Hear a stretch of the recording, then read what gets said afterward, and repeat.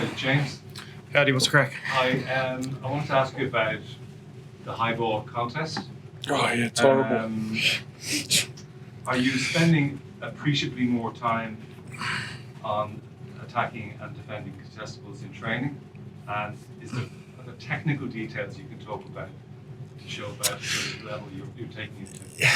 Yeah, obviously with the way the game's been reffed now, it's completely different. The high ball, well, the contestable in the air is completely different to what it was the last time we played against South Africa. Over there in Durban, we actually put up a photo this morning to show how different it was. Thing we used to call the cradle, which was pretty much just protecting the catcher so then he could get a clean catch. There was about 6 lads protecting a dude trying to to go up and win a high ball. Now, obviously, that's changed and brought a bit of a different dynamic to the game. And it's incredibly tougher now. Obviously, every contestable kick, there's a collision in the air that you got to worry about. There's trying to obviously not knock it on, trying to win it clean, and I think we only won one high ball clean, and it was the first one in the weekend just gone. So that was Mackie, and then the other 2 where they could have been clean, me and Mac dropped it cold. So sure, look, it's the way the game's going, and yeah, we're doing a lot more in training. There's a lot more live contest in the air because you have to replicate it somehow. And obviously talking to the GAR boys and AFL boys when we're in Australia as well. So trying to pick up a few things because obviously that's their bread and butter. But yeah, it's a different game. Oh, sorry if that's a long-winded answer to the question, but hopefully everyone got something out of it. Yeah. Well, when you're going up there, you've got to decide whether you're going to win the space, whether you're going to try and get a hand on it. Yeah, you sound like Lemon Sexto teaching me how to do this. No, it is. It's the 95% of the time there's going to be a collision in the air, so you've got to obviously timing of the jump is massive. Obviously trying to get knees higher than theirs, arms higher than theirs, because offensively, if I'm not going to get in and be able to get 2 hands, so I'm going up with 1 hand trying to tap it back, and so is every other winger in the world. So it's tough. It's probably taken that skill set further and further, and a lot of it's actually not just the battle in the air, it's a battle on the ground as well. How many people you can get around it. Fingers pointing at the ground is sort of a one that we picked up from the AFL boys. And making sure you're low and ready to dive on scraps. So I think even Furlong got one of the scraps in the weekend on the ground, and it just shows everyone's alive for it, because the ability to kick is huge. You're bringing backfields up, and then all of a sudden everyone's got to reset and get back, and Jamo was able to expose it once, almost twice with a kick to Tommy, which got charged down. But look, it's a massive facet of the game now, and she's getting tougher and tougher. The last one from me. Do you think it's good for the spectacle of rugby? Do you think it's good? Well, it's not really my opinion that counts here, James. I'm just one of the idiots in the middle running around like. So. It sounds like a rhetorical question. Yeah. You're responding with. It's. I thought when it was first brought in that you couldn't cradle, it would create more bad collisions in the air, but it hasn't. So, yeah, I think it's going to be there to stay for the near future anyway, yeah. Because there's the scraps you're talking about, broken ball. Yeah. That does add to the spectacle? Yeah, it does. Probably a bit more broken play, and boys are, I guess, universally everyone's trying to figure out ways of exploiting it now when there's broken ball on the ground. So, obviously leaning towards South Africa, they've always been very, very competitive in the air, and leading towards this Saturday, I think it's going to be a tough day, but hopefully we come out on the right side of it. Thank you. David, can I bore you with technical stuff as well? Sure thing. Yeah. Just in terms of the aerial stuff, I'm just wondering what kind of techniques and training you would use or have perfected over the years. A lot of it's timing, and now obviously with the collision in the air, and actually now we're actually going up more hands overhead, trying to catch it like the AFL boys do. The NRL boys are very, very good at it as well, and a lot of it's timing. The thing, you don't want to be a sitting duck, you don't want to be standing under it knowing but you got a Kane and Moody or a Cheslin Colby or someone leaping on top of you. So being able to get the timing of going back to then generate momentum and go forward. But a lot of it's the collision in the air. They've got some pretty impressive athletes on their side, so hopefully we can come out the right end of that. Is CMJ in your world at all? Is it? Counter movement jump. Yeah. Yeah. I was just read a lot about that with, you might have seen Liam Scales at the weekend, kind of getting up a different way, obviously. Yeah. How good have the footballers been? Jesus, was some week for the lads. Yeah, we do. Yeah, no, we do. And there's obviously it's part and parcel with the territory. You got to be able to run and jump. And the CMJ, with that, it's that there's more of a stationary thing. But even like getting a lot of it's momentum and timing and being able to use your body, get your body in the way, and create probably a bit of distance between you and the attacker or defender, however you may be receiving it. So, yeah, it's just. Finally, like the line-out boys can brush off all the mistakes they make and blame it on the media. Just you dropped the pill at the weekend. Oh, they absolutely said that. You dropped the pill at the weekend. I said that, yeah. What happened? Was that just a brain fart or? Were you in the? It was wet, windy side. Yeah. Should probably warm it with you. It was. Look, it wasn't as easy as it looked out there, I don't think. I was up in one of the Aviva suites after, and someone was slagging me there. I was like, you're in the aircon sitting in here and blowing 24 degrees. You come out there and I'll kick some balls and see how many you catch. So it was tough conditions. Unfortunately, that's just what happens. Sucked. I was, Mac did it as well. So, what an idiot he is, huh? Yeah.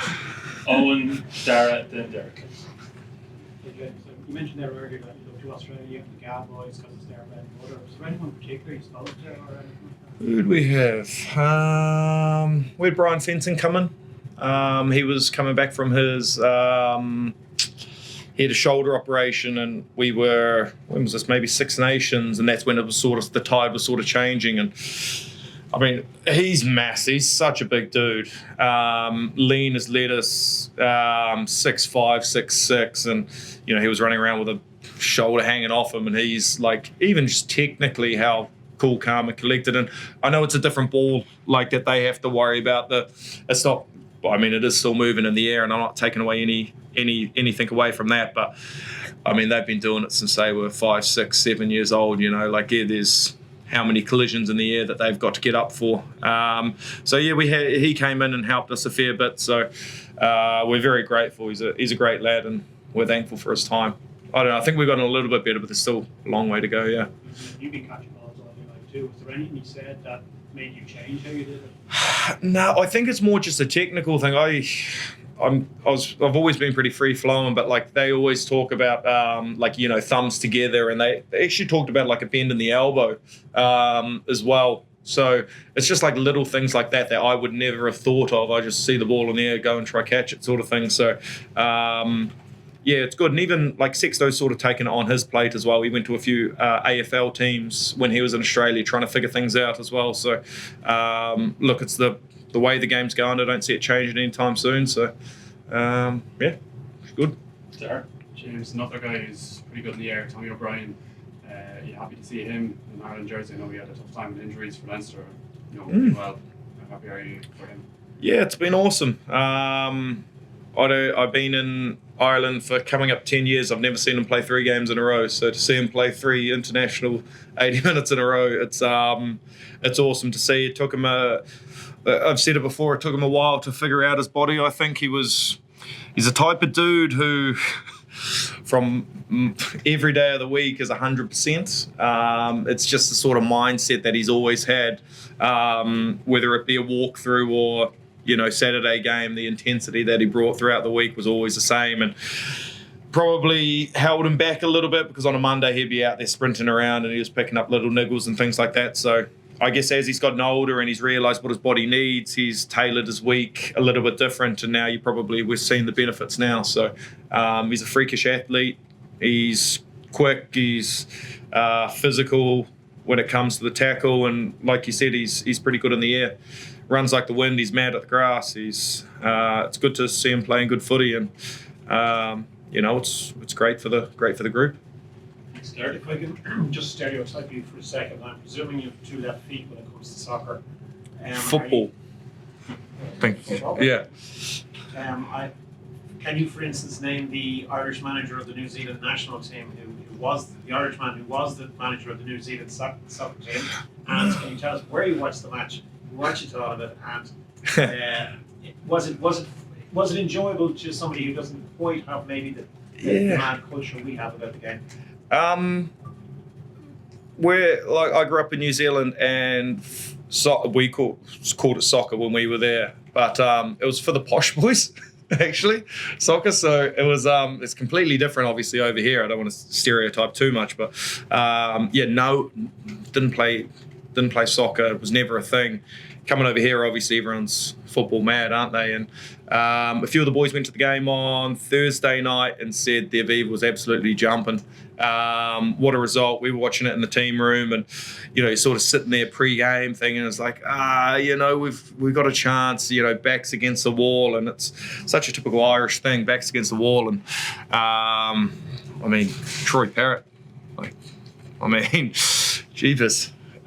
Seriously impressive. And then to go away to Budapest, they were in, and I was on the couch. I just got home, put the kids down, flicked on the tally, and then it was the roller coaster of emotions. You go down, then you get the penalty, then you go down again, and then all of a sudden he puts another one in off a fantastic assist, and then that last goal. I remember you support some obscure team because you hated the fact that all the Irish players supported Manchester United, so you wanted to support everyone supports United and Liverpool, so City chose me. Yeah.